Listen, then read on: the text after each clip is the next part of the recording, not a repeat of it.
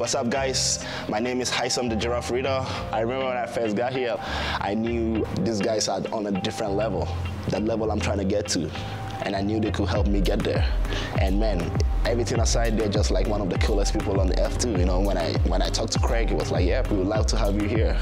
Nick Rod, Nick Ryan, Ethan, Damian, like J Rod, all the guys are like super cool people. Beast on the mat, cool off the mat. So I feel like we have a lot in common. You know, that's why I like to work hard and have fun with it. So I felt like I'm a really good fit to the B team. What's it like having Haisam on the team, man? Well, it's good to finally have some guy my size. We get mixed up a lot. We walk in the gym, people are like, oh, is that Haisam or Ethan, you know? No, it's honestly amazing. Like, a sick guy to have around representing B team on the competition circuit. He's like still, you know, he exploded on the scene, but he's still got so much to accomplish like in his career. Well, first and foremost, he's very athletic, very dedicated man upon what he's training. He seems to know how to use the ego to compete really well, but also kind of shut it down when it's time for learning new techniques and practice and training with partners. All right, it's good having Haisam on the team because finally Nick Rod has someone his size, so we can't just pick on all the the lighter blue belts. So him posting highlight reels of him fucking up blue belts, it'll be the two titans clashing. I'm originally from Ghana. I moved to Japan when I was 15.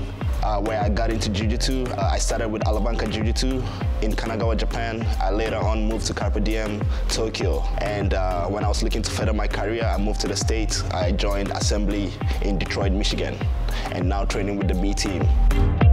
A guy like Mr. Haisam Rida, he's talented, he's dedicated, and you know, he has the attributes to kind of manifest his own goals and destiny. He is honestly just all smiles. He walks in the door, it's never like a sad story or unhappiness. It's always like he gets to work, he asks great questions, he's super happy, super positive. He does a really good job of keeping the environment super happy and friendly. You know, like I said, he plays good music, he's dancing, he's laughing, joking around.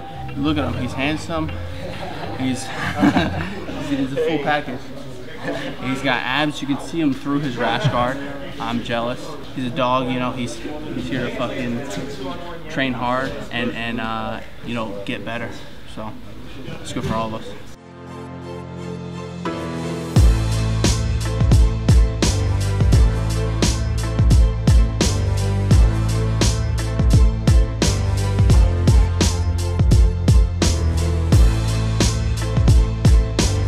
Professional grappler. I compete in the major professional submission grappling events. My motto has always been a good kill or be killed. And if you've been watching my career, you've seen I've had some of the biggest upset wins, some of the coolest submission wins. That's what I do.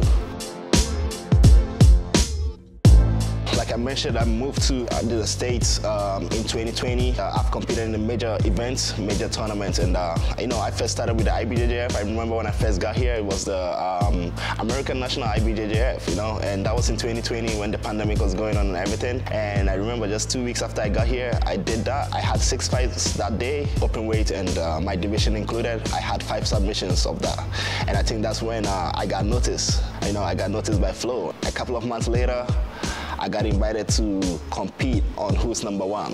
I think that's when I started making my name slowly. I got invited to ADCC, and I think I had one of the biggest upset, one of the biggest win, you know, submission of the year, obviously, against Cyborg.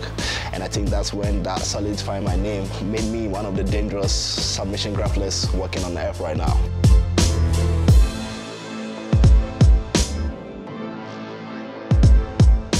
When I got into jiu-jitsu in Japan, was mainly gi, you know, so I was, for a long time, I was doing the gi events. You know, it wasn't up until, I'll say 2018, Sakuraba started doing in the quintet, which was a no-gi event. And I think they were looking for one more person to make a team of 5. And somebody just like told them about me, like, yo, the team that won last time, they have this guy. Why don't you give him a chance? Sakuraba-san came to the gym I was at the time. That was in Tokyo, Carpe Diem, Tokyo. Yuki, my coach, hit me up like, yo, Sakura-san is gonna come check your training out today. And man, Sakura-san is like a god in Japan. But you know what? I showed up the next day training. I brought my A game. You know, he went back less than an hour later. He hit up Yuki-san. He said, yo, I want that kid on my team. And I'm like, man, I don't even train no-gi that much. But you know what? This is the biggest opportunity I ever had. I was a brown belt at the time. I remember submitting 4 black belts in a row. You know, 4 black belts in a row until I got caught myself. And I think that's when the international jiu-jitsu kind of recognized me. Kind of, even though I was a gi guy, I kind of made my name in the no-gi scene. You know, I remember Eddie Bravo was there, and he ended up talking about that event on Joe Rogan's podcast. That was crazy to me. Then I was like, okay, I think I could do something with it.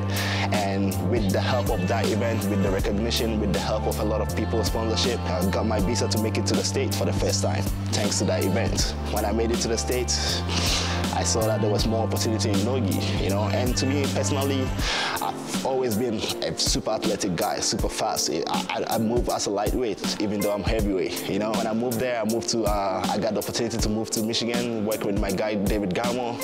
We just started killing shit. To me, it was just like, okay, there's more no-gi events, let me do that, and I might come back to the gi again. But then I just started getting more opportunities in no-gi than gi. So yeah, I decided to focus more on no-gi then.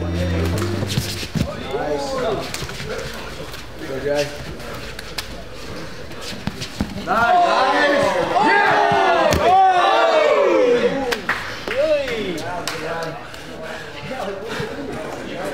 Welcome to B Team. Yes, sir. Hey, I'm in the right room. You know, I've always known the guys, you know. I remember like when DDS was still together, I would like travel to New York, you know, just to get a different experience, train with a high level room.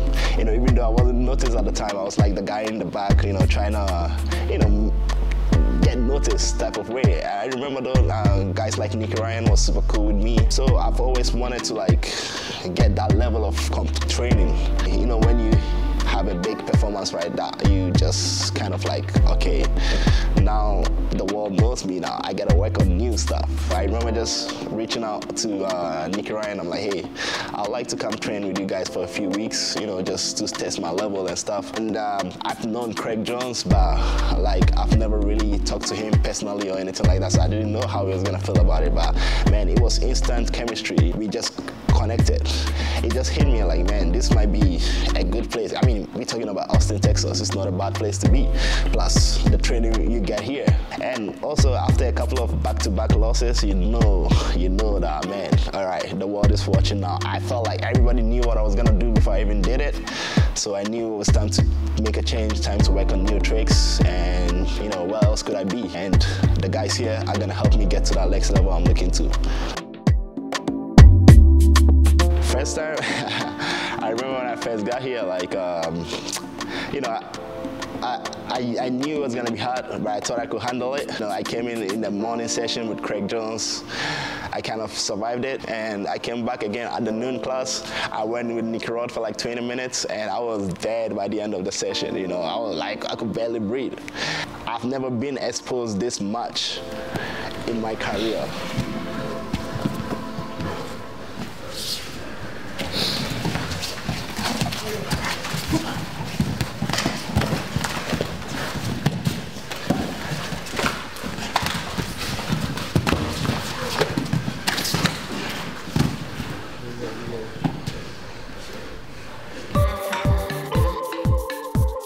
Training room is awesome. When I got here, I went straight to work. You know, I know my weakness. I know what I need to work on. You know, instantly, I went to Nick Ryan. I told him like, yo, I know what I'm here for. Craig Jones, I'm talking to him online. You know, Nick Rod, all those guys. And I know it's gonna take a little time. It's not like gonna be instant thing.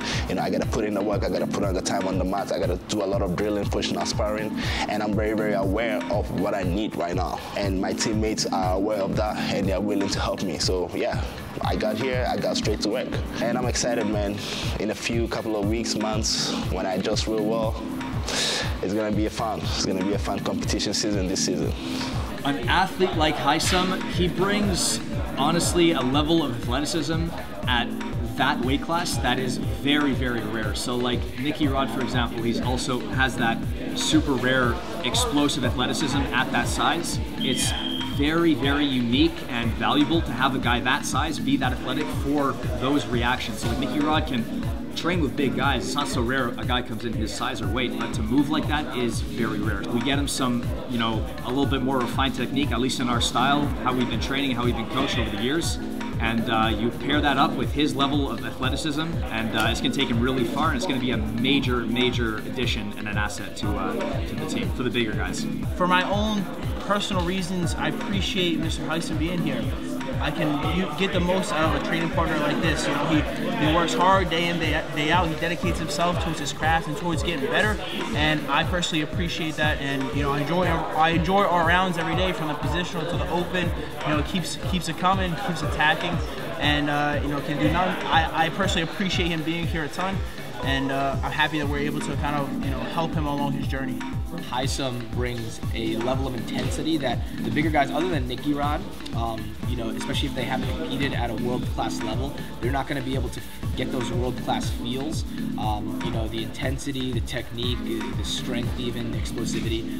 Haisam brings all that, and it helps everyone. It helps Nicky Rod, helps the bigger guys. Also, obviously, Nicky Rod will then help Haisam specifically, you know, deal with the high intensity of heavyweight ADCC world-class competitors as well. It benefits us all having another high-level competitor here. We all appreciate him coming here, and I'm sure he appreciates us. Yeah, it's good for all of us. Right now, obviously, I'm training with like some of the best guys in the room. You know, I go in daily with Nicky Rod pushing our sparrings, you know, open sparrings. It's pretty intense. You should see us go at it. Everybody's really good at what they are good at.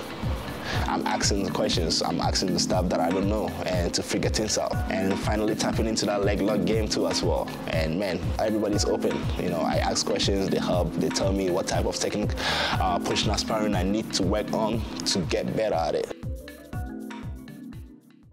Yeah, when I visited back in October 2022, it's more like a fun room, you know. The training is fun. Like when it's go time, it's go time. We go hard as fuck. But after training, we just chilling, you know, having a good time. The music is on, you know. I bring my Afrobeat vibes too, just dancing around, having a good time, man. Off the mats, we all get together, have fun out there. Yeah, the vibe is just amazing, you know, and I think it's the type of vibe everybody wants to be around. I don't like where it's like, okay, serious all the time. I like to learn while having fun with it, and B Team is very, very good at doing that. So, hey, I'm in the right room.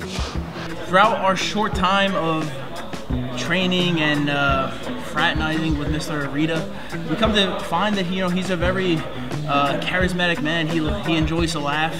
He enjoys good company, as do we here at B Team. So it's a privilege to have him, you know, bless our mats every day, and we continue to appreciate it. He's I mean, he's just a chill guy, and it's super hard to not get along with someone like Haisam. You know, he's just a nice, funny dude. He goes out to eat with us after training. You know, it's like I said, it's just hard to not like the guy. You know, he always has a big fucking smile on his face.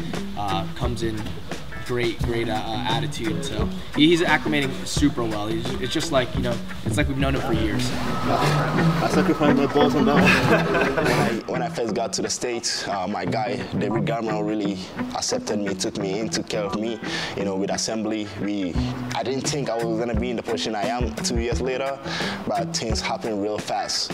Shout out to my guy, you know, it's all love still. And man, I wanna give a special thanks to Craig Jones, you know, for really helping me make the moves as smooth as possible to get to B Team. I'm excited to be here. I'm gonna learn on and work on my weakness that I'm super aware of. You know, to the fans out there too, man, like, I'm sure I haven't been like very active this season. It's for a reason, you know. I'm working on new stuff, and when I get out there too, it's gonna be super exciting, you know. I'm gonna remind everybody why I'm one of the exciting jiu-jitsu guys out there. So stay tuned for the Giraffe Show.